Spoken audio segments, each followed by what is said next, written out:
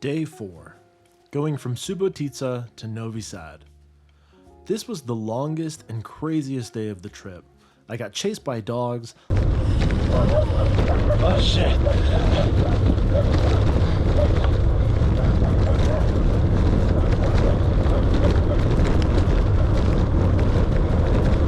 Led into the most awful roads by Google Maps. This is a fucking road on Google Maps. And it's like, yeah, just go down this road for 4.2 kilometers. 4.2. Suck a Google.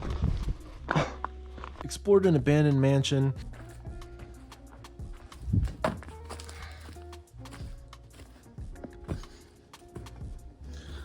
And was fed almost a gallon of beer by a gypsy woman. She was a very lovely lady, but that much booze so early into the ride didn't really do me any favors. I didn't get into Novi Sad until well after dark. I was so exhausted I ate a fish with my bare hands. To get some food because I was dying. I was literally just ready to throw up, and like my whole brain and body just shut off on the side of the road. So follow me on the 4th day of riding and see some parts of Serbia that most people will never lay eyes on. On the morning of day 4, I woke up to rain, and it was sort of a premonition of what was to come. So I waited a little bit, waited for the rain to sort of die down, started out on a bit of a wet ride, and it dried out along the way. My initial goal was to go from Subotica to a town called Becce, I believe it's how it's pronounced. Ultimately doing a bit of zigzagging from Subotica down to Novi Sad to see a couple of abandoned mansions that were along the way. So I was going from Subotica to a town called Pobeda at first. So along the way, I left Subotica and I was going and probably went, 10 miles outside of Subotica, and that's where I hit my first problem of the day. Google Maps was saying, take these roads. This is a road that you can take under the walk tab. When you're on Google Maps, you could have like driving directions, walking directions. They didn't have cycling directions, so I just used the walk ones. So I get about 12 miles from Subotica, get to this road that Google Maps said that, yeah, you can go down this, and it was an absolute nightmare. Fuck Google.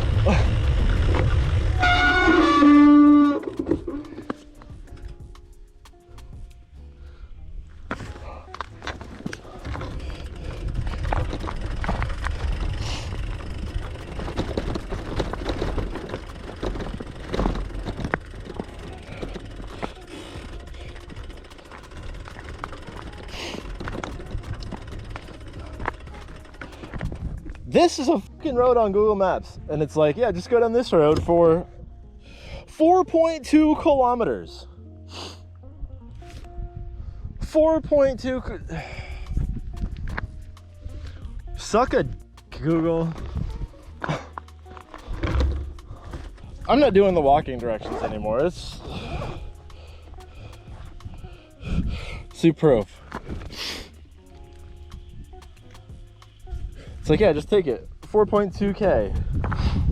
Or I could take the other road that's still like, what the fuck? For 4.5K. Absolutely brilliant. Just brilliant.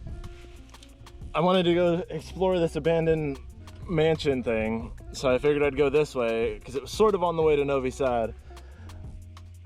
I think I'm done with detours. I think I'm right done, because I'd pretty much have to go back to almost Subotica and then get on the A1, which is a pretty actual highway, or I'd have to go all the way back to Subotica and just take a different route to Novi Sad. So yeah, this is fun. Also, the weather says it's not supposed to rain. Kinda not believing it right now. that's just a tractor path through a field. This looks more like a road. So I guess we're taking this one. Otherwise it's probably like an extra 15 miles. This is already gonna be about 67. So I guess I'm just gonna have to bite the bullet on this guy. The road that it told me to take, you know, it's like, oh, go 4.2 kilometers down this road. There's no way I was gonna make it the whole 4.2 kilometers on a road bike loaded down with baggage. It was literally through a cornfield, and due to the rain the previous night, it was completely washed out. It wasn't gonna happen.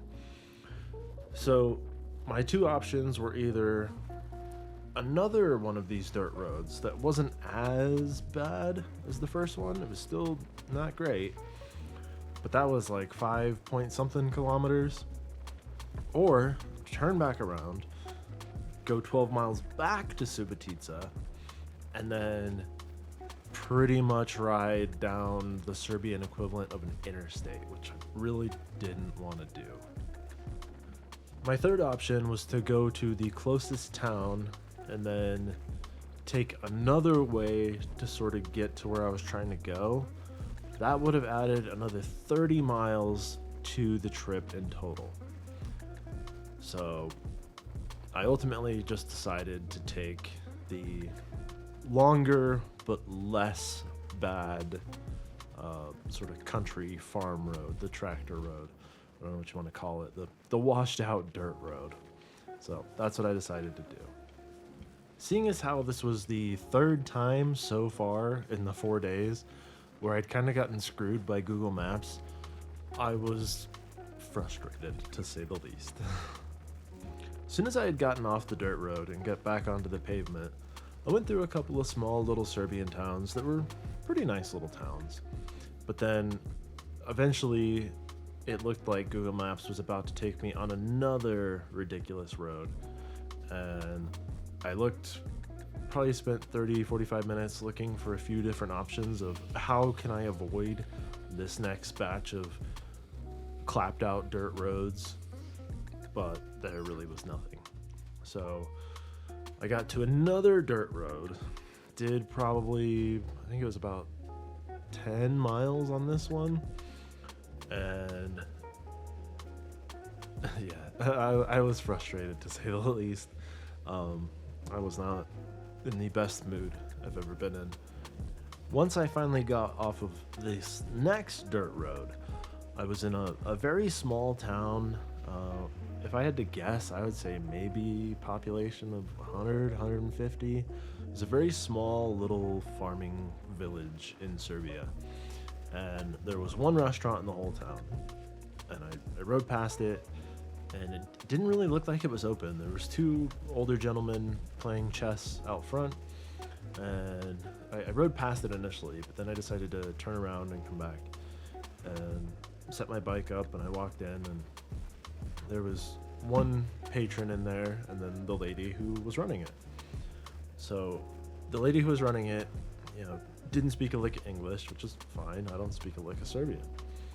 And she came up to me, started talking to me, and I was like, "Nam Srpski, no Serbian, no Serbian." And she just kept talking at me. And she kept talking louder and slower.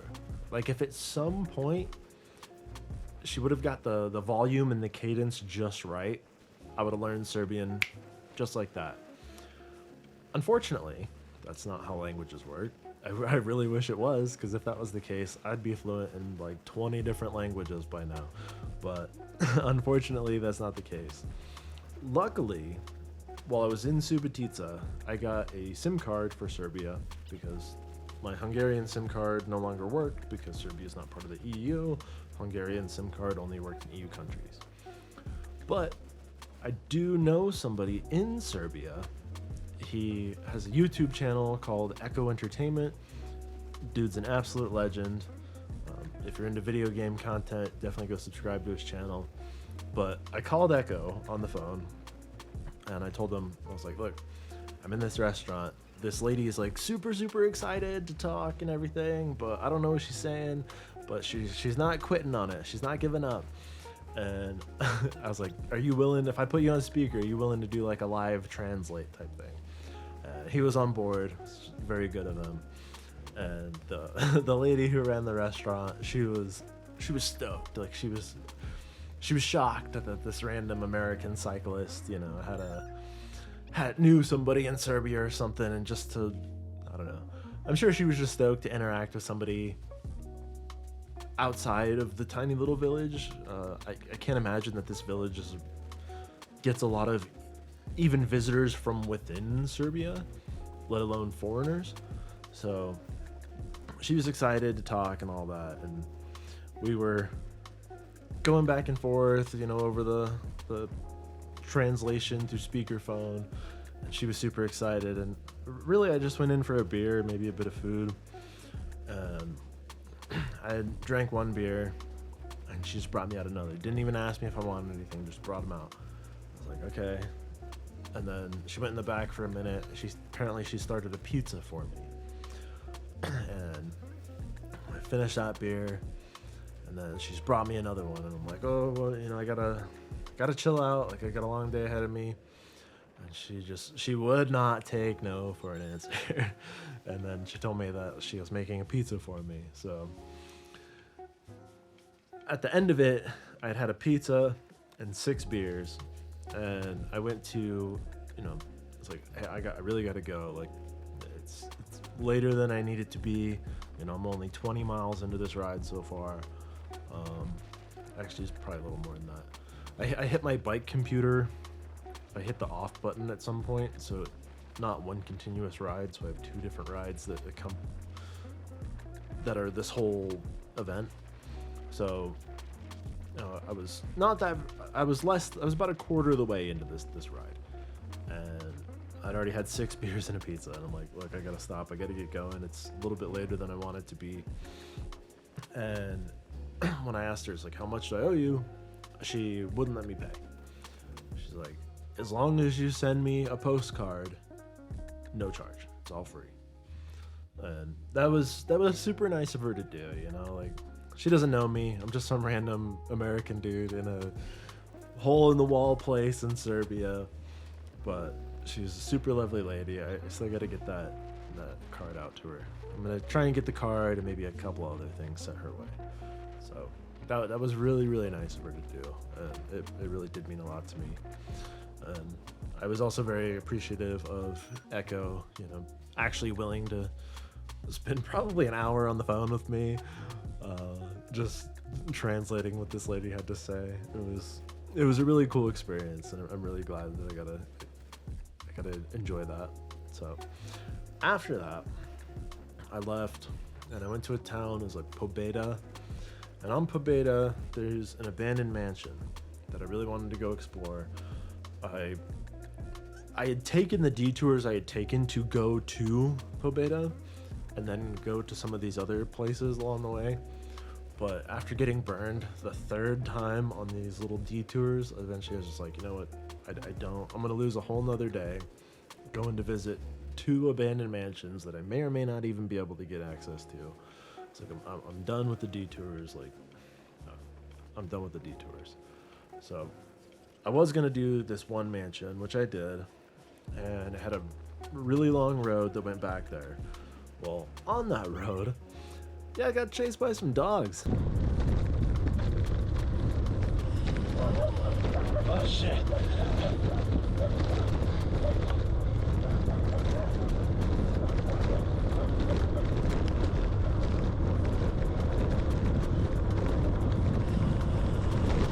Oh, shit, those dogs are about to catch me.